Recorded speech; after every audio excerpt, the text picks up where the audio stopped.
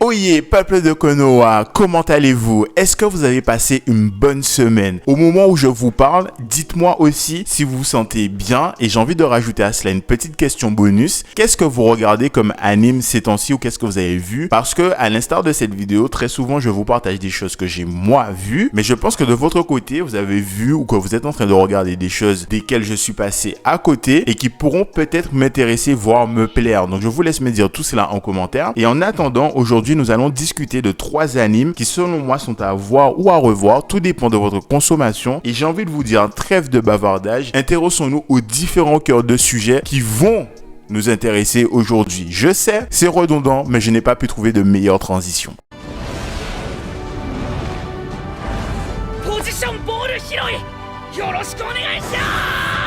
Alors, tout petit disclaimer qui va vous expliquer le déroulement du menu qui vous sera présenté aujourd'hui. On va d'abord commencer par l'anime dont j'ai regardé un épisode tous les 2 jours pour finir par celui à chaque fin d'épisode. J'étais en mode non, je ne peux point attendre, il faut que je voie la suite maintenant. C'est trop intéressant ce qu'il se passe et on va pas perdre plus de temps que cela. On va directement enchaîner avec l'entrée et pour celle-ci, nous allons parler de BNA aka Brand New Animals. Well, that raised more questions than it answered. Doesn't matter, this thing really is useless. Si vous êtes un ou une habituée de la chaîne, vous savez que je vais commencer par vous présenter le contexte de l'anime, mais attention, cette présentation ne se fera pas comme d'habitude parce que en effet, je ne vous parlerai pas des protagonistes principaux, je ne vais pas vous les présenter parce que même l'anime au premier épisode se permet de ne pas le faire et c'est d'ailleurs pour moi l'une des toutes premières forces de cette première saison. Donc, on va très rapidement se faufiler en direction du contexte et celui-ci va prendre place dans un univers dans lequel il existe des individus qui possèdent un ADN particulier qui les rattache à une espèce animale, leur permettant d'en prendre l'apparence tout en ayant les caractéristiques qui vont avec. Et ces individus, on les appelle les Ani-Hommes. Et très rapidement, l'anime va nous faire comprendre que ce soit sur le plan politique ou le plan social, les êtres humains dits normaux vont persécuter les Ani-Hommes à tel point que ceux-ci vont décider de créer une ville du nom de Anima City et tout Ani-Homme qui est persécuté et qui veut se refaire une nouvelle vie sera accueilli à bras ouverts dans cette ville. Et au moment où je me serais attendu que l'anime prenne la voie de la facilité en mode oui, même si Anima City est là pour prouver que les Ani-Hommes peuvent vivre en paix avec les hommes, il va y avoir moult mésaventures qui vont prouver le contraire et à la fin, ils vont trouver un terrain d'entente, tout le monde va vivre main dans la main et le monde va connaître la paix, les deux espèces vont pouvoir cohabiter jusqu'à des temps immémoriaux. Et pas du tout. L'anime va se permettre le fait de prendre un dicton bien connu, à savoir l'homme est un loup pour l'homme et le transformer en un Ani-Homme est un loup pour un Ani-Homme. Et effectivement, on se rend compte assez rapidement que ce ne sont pas les êtres humains qui vont chercher à détruire la crédibilité d'Anima City, mais c'est bel et bien d'autres Ani-Hommes. Et j'ai aimé cette prise de position et ce point de vue pour essayer de nous raconter quelque chose. Et surtout, ça m'a donné l'impression qu'en réalité, le personnage principal de cette œuvre ne sont pas ceux qu'on va suivre, mais bel et bien Anima City. Et malheureusement, si je devais parler de défauts, ce serait sur le rythme de narration qui est relativement lent dans les premiers épisodes, mais qui est nécessaire pour instaurer le cadre d'Anima City. Mais de l'autre côté, les 3 derniers épisodes sont excessivement rapides, mais je garde quand même espoir. Pourquoi? Parce que le dernier épisode reste assez ouvert pour nous proposer une saison 2. Et je me dis que peut-être si saison 2 il y a, ça viendra en complément de cette saison 1 pour vraiment nous apporter une appréciation globale satisfaisante tout en rattrapant le problème de rythme. Donc c'est à peu près tout ce que je pouvais vous dire là-dessus. Je vous invite vraiment à le découvrir et à me dire ce que vous en pensez. En attendant, on va passer à l'anime suivant. Pour le prochain anime, nous allons nous intéresser à Wonder X Priority parce qu'il faut que je vous en parle, mais surtout, il faut que je vous dise ce que j'ai sur le cœur par rapport à l'œuvre. Et je sais pas comment vous dire en réalité, mais en fait, qu'est-ce que je raconte?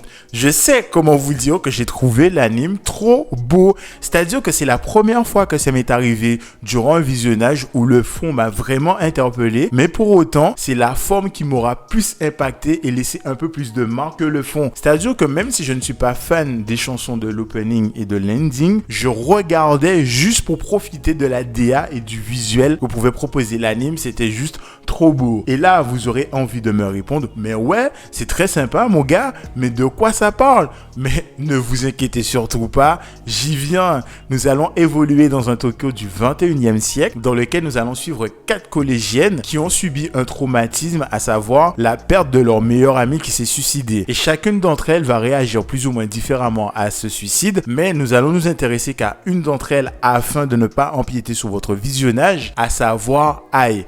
Elle, en fait, ce qui s'est passé, c'est que sa meilleure amie s'est jetée depuis le toit de l'école et en a perdu la vie. Et Ai n'étant plus capable de retourner sur le lieu qui finalement lui a privé de sa meilleure amie, elle s'est déscolarisée et c'est ça qu'on va suivre en fait. Et on va se demander, finalement, quand on est dans cette situation, comment peut-on s'en sortir? Et là, accrochez-vous bien, c'est à ce moment précis que ça va devenir hyper conceptuel. Donc, je vous disais qu'on nous allons suivre 4 jeunes filles et il va s'avérer que celles-ci sont connectées à travers un rêve dans lequel elles vont être accueillies par 2 personnages, à savoir Ura Aka et Aka, qui vont leur dire, voilà, vous êtes dans un monde de rêve qui est très proche de la réalité et les règles sont très simples si vous l'acceptez. Il y a des jeunes filles dans ce monde qui, elles, se sont suicidées et votre job à vous sera d'être leur garde du corps, leur permettre de faire face à la raison ou au traumatisme qui les ont poussées à franchir le pas et à se suicider. Et si vous réussissez, elles pourront s'en aller vers un monde meilleur. Et plus vous allez escorter de personnes, plus vous allez les sauver, leur permettre de s'émanciper de ce traumatisme, vous aurez de meilleures chances de ressusciter votre meilleur ami qui a perdu la vie. C'est la promesse que va leur faire Ura Aka et Aka. Bon Dieu, j'espère que c'était clair.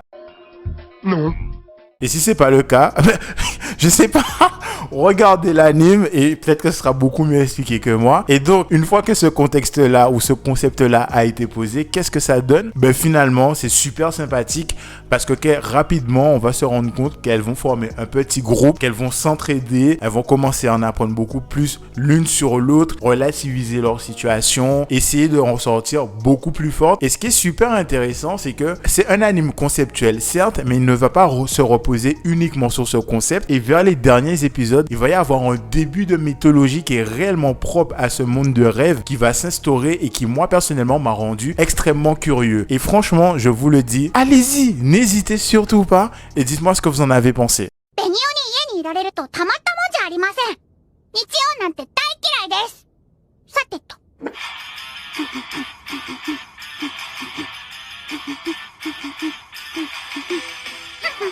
Alors, pour le dernier anime, je vais faire court. On va parler de Eraser qui franchement était une pépite à mes yeux. D'un côté, je regrette de ne pas l'avoir connu tôt, mais je suis pas mécontent de l'avoir connu assez tard parce que je me dis que j'ai suffisamment de bagages et de recul pour l'apprécier pleinement, même si ça m'empêchera pas d'avoir un second visionnage parce que c'était juste kiffant. C'est-à-dire que à chaque fin d'épisode, j'étais là, non, il faut qu'on voit la suite parce qu'on le regardait à 3 à ce moment donné et je me disais non, allez, un épisode pour ce soir et la suite demain. Je ne peux pas tolérer que l'épisode se termine comme ça et me laisse aller dormir. Enfin bref, comme d'habitude, on va se demander de quoi ça parle. Ben c'est très simple. Encore une fois, nous allons évoluer dans un Japon du 21e siècle et nous allons suivre un personnage du nom de Satoru et il s'avère qu'il a un pouvoir assez particulier. À chaque fois qu'il va passer à côté d'une personne ou d'un lieu où il va y avoir un mort, il va remonter le temps, il va devoir trouver la cause de cette mort, l'empêcher pour sauver cette personne et s'il ne le fait pas, il va remonter le temps encore une fois jusqu'à ce qu'il réussisse à empêcher cette mort. Et c'est très flippant, j'ai dit beaucoup de fois le mot mort, j'aurais pu varier avec le mot décès, mais dans tous les cas, ça fait un petit peu peur quand même. Mais il n'empêche qu'à un moment donné, ce jeune Satoru va remonter le temps jusqu'à sa préadolescence afin d'empêcher le meurtre d'une de ses camarades de classe. Et là, je vais pas vous en dire plus parce que c'est trop stylé. C'est-à-dire que sur 12 épisodes,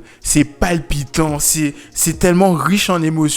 Tu passes de la joie, tu passes à la tristesse, tu passes en mode ah mais non, c'est abusé, des gens ne peuvent pas faire ça à d'autres êtres humains. Et ce que j'ai trouvé particulièrement intéressant, c'est que chaque personnage est écrit avec une justesse, même si on a des clichés qui nous ont présentés, mais ce sont des clichés qui sont présentés tellement sobrement et intelligemment, tu te dis mais non, c'est trop bien écrit. J'ai jamais vu ça de ma vie et clairement j'ai grave kiffé cet anime. Encore une fois, je vous en dis pas plus plus. J'espère que le peu que je vous ai présenté vous aura donné clairement envie. Et surtout, venez me dire en commentaire sur ces 3 animes lesquels vous avez vu ou revu et qu'est-ce que vous en avez pensé. Donc, je vous retiens pas plus longtemps que ça et je vous souhaite une très belle et longue vie.